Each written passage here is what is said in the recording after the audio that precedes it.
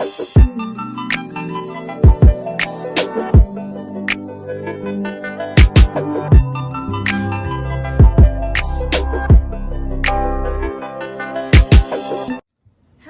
all, welcome to Nurse on the Move. Today I have a special guest, Alicia. Hi everyone. So we work together in the operating room, and just tell us a little bit about how you like the operating room and what made you start in the operating room, and not only that, but did you go straight there from college and things like that. Okay. Well, I'm originally from New Jersey, and then I moved to Maryland after I graduated school. Went to Stevenson University for all 4 years. Operating room was something that definitely was not on my mind when I first started my nursing journey through nursing school. I thought I would go to a floor, specifically pediatrics, cardiac, until my last semester of nursing school. One of my patients got to go to the operating room, and I got to go with them because my preceptor allowed me to go. And from there, it was love at first sight. Just the atmosphere of the operating room, actually being able to see what a procedure, like how a procedure goes, actually seeing, the blood and the guts and stuff like that. Yeah. That doesn't really scare me. And just observing how nursing is different from the traditional bedside in the OR. So after I graduated, I started my nursing career right in the OR. I didn't go to a floor. It wasn't my goal at that point. And from there, I've been here ever since. So it's been almost over a year. I've been in the OR, and I love what I do. Okay. So you're in peds, right? So what is different, like, I know at the beginning of orientation, you have to go to all the different specialty areas. So Yes. what's different about, besides being little people? Yeah. What's different? Pediatric surgery, you have to be very cautious of the kids because they are very much indeed little people. So they tend to require extra care in terms of their temperature. You have to make sure they are nice and warm and stable throughout the process of surgery because they tend to get colder very quickly. You have to monitor, and pay close attention to their vitals because they are little people. Therefore, a lot of things are working extra for them to make sure they are A-okay. And just like positions and length of surgery and everything for pediatrics, it's very particular and unique for depending on the type of surgery that you're doing. And also for like the really little people, like the NICU and PICU babies, you have to pay special attention to like their lines and drains, making sure nothing pulls out of them, making sure they're nice and warm because they can go down a lot quicker than like your average toddler can. And just monitoring them throughout surgery, and just being the best nurse that you can possibly be towards them. Yeah. So there's a lot of like students and new grads that always wonder if it's the best idea to go straight to their specialty area versus going to the floor first. Because I know when I was in nursing school, all my teachers, they always were like, go to med-surg first. That's where you'll get, all your information, a good basis of knowledge. And I didn't go straight to med-surg. I went to, which is like a step down, telemetry. But so do you feel like it like kind of hindered you going straight into the operating room, or do you think going to the operating room first was the best decision or the best idea? Well, I would say personally for me, going into the OR was the best decision I can make because I knew it was the decision that I wanted to do.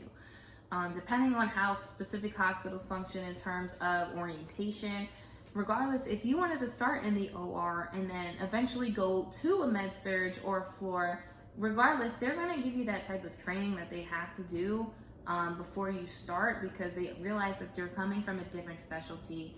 You're not doing your typical interviews and vitals every 4 hours and med distribution like you would do on a floor. But in order to be the best nurse that you can be on a floor, they're going to give you that type of experience that they would want you to have in orientation. Just like as if you went to the OR and you come down, they give you that type of work experience for orientation. Like I was on orientation for 8 months. So I've definitely learned the tricks of the trade for the OR, definitely. So I'd say like whatever you would like to do, whether it's trying out the OR, like definitely try it out and experience it firsthand, because like if you start somewhere else and then get to the OR and realize you don't like it, I mean, granted, you can always bounce back and go to your floor. But if you get to the OR first and realize that it's not for you, you still have some recovery time to like still learn or use the skills that you have from nursing school to go to a floor. So whatever your heart desires, I say just go for it. Yeah. And a lot of times, like especially nursing students, depending on where you go to nursing school, there is no OR training at all. I didn't have any OR training. Yeah, like they won't even take you there. I went to like Endo before, and I went to college in Kentucky. I went to Endo, but not in like a full blown OR. Yeah. So it kind of like, and you don't ever learn about it in school about positioning. Like that's not any of the NCLEX questions at all. Nothing has to do with the OR on the NCLEX. Yeah. Nothing. So it's literally like up to the person who wants to do it. Like I knew for myself, once I started going to the OR with my patients, I've only ever been 3 times to the OR before actually committing to the OR. And that's when I knew, like, because you'll find your niche and you'll find what it is that you exactly would want to do.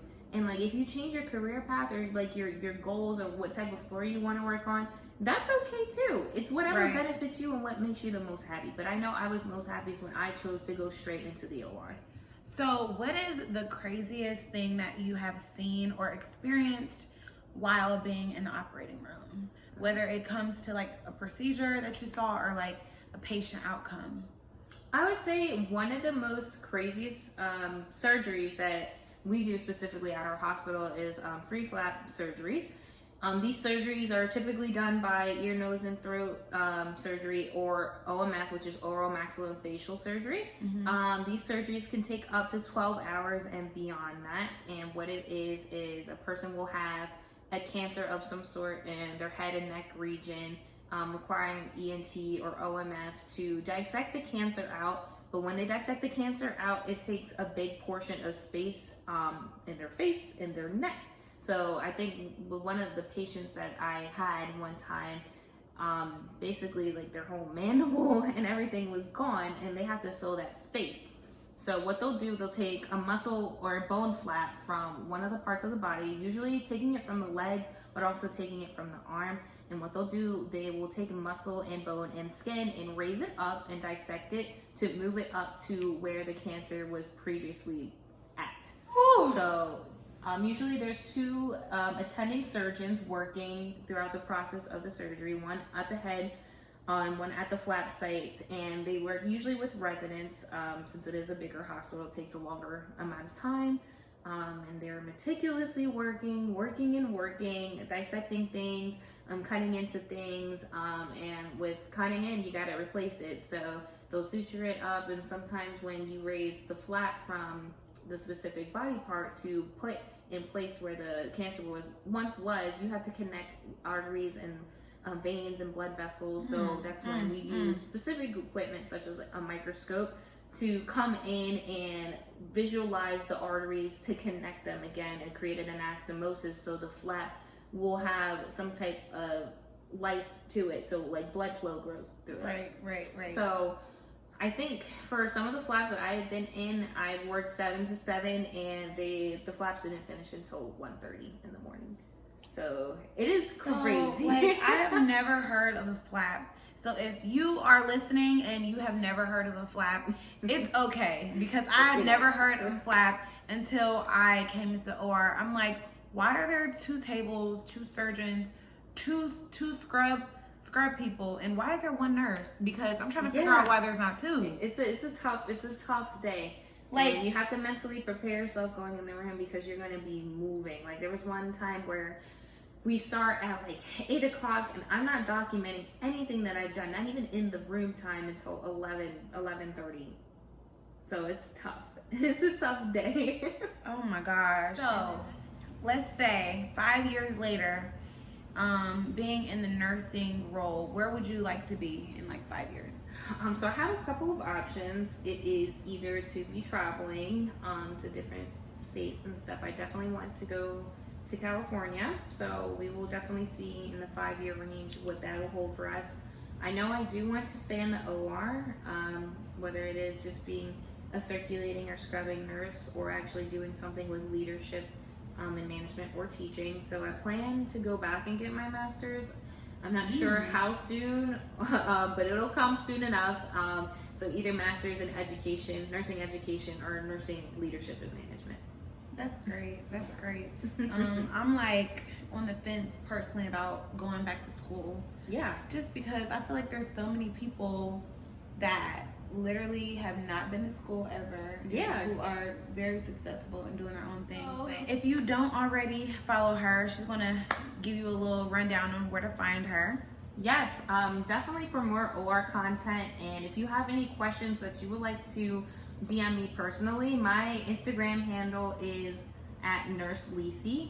Usually every week I try to incorporate OR Q&A, so it'll definitely give questions to my audience or my followers about specific things that'll go into the OR, and there'll be one correct answer, and then I will post the answer following up the same day, and it gives incentives and hints and tips about things that we do in the OR that may be different from a regular floor, or things you may not even know about surgery.